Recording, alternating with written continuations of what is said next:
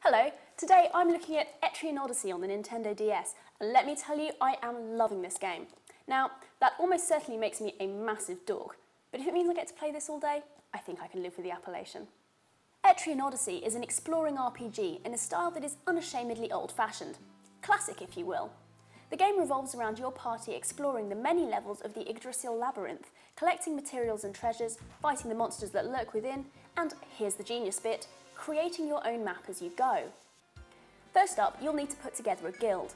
Create as many characters as you want from standard role-playing classes, and then choose 5 of them to make a party. You get to assign 3 initial skills to each character, and then a further skill point each time you level up, so you're able to create fairly unique and diverse adventurers. To become recognised adventurers, you'll need to complete your first official mission, to map out the first level of the labyrinth. Once you've done this, you can go off exploring and accept other quests and missions. In the underground forest labyrinth, the top screen gives you an attractive view of what's in front of you and also holds your party's stats, while the touch screen shows you your map and houses a suite of map-making tools. As you move through uncharted territory, your path is automatically painted in, but it's up to you to mark in everything else: walls, stairs, item collection points. And as well as the ready-made markers, you can also annotate with text. Now this might sound hellishly dorky, but being able to explore something unknown and have the satisfaction of seeing your map and your monster and item codices grow makes for exciting gameplay and a ludicrously addictive game mechanic. Combat is all turn-based, but cycles through quite quickly and is reasonably varied with different types of monsters vulnerable to different types of attack. As well as XP, you will also often get an item from a defeated monster, such as a pelt or piece of bone, which you can sell.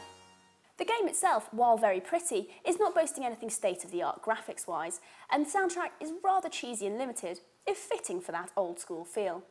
As well as the labyrinth itself where the adventuring takes place, you have Rada Town where you can manage your party.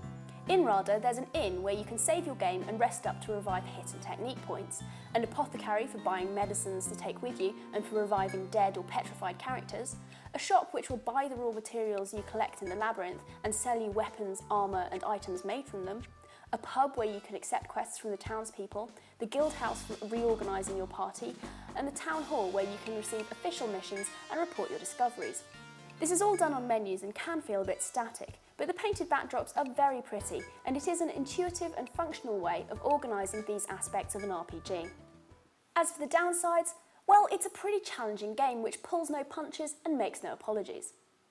Monsters can be tough, and you should definitely take a healer out with you and expect to burn through medicine at quite a rate. This is further compounded by the fact that Rada is expensive, with stays at the inn and revivals from the apothecary increasing in price as you use them. There are also no save points in the labyrinth, so if you want to save, you have to come all the way back into town, a journey which itself can contain enough dangers to kill you if you leave it too long. Thankfully, if all of your party members die and it's game over, you can at least save your map, even if your adventurer's progress returns to what it was at your last save. And despite the difficulty, there's still something about the game that makes all this feel like a challenge rather than poor design.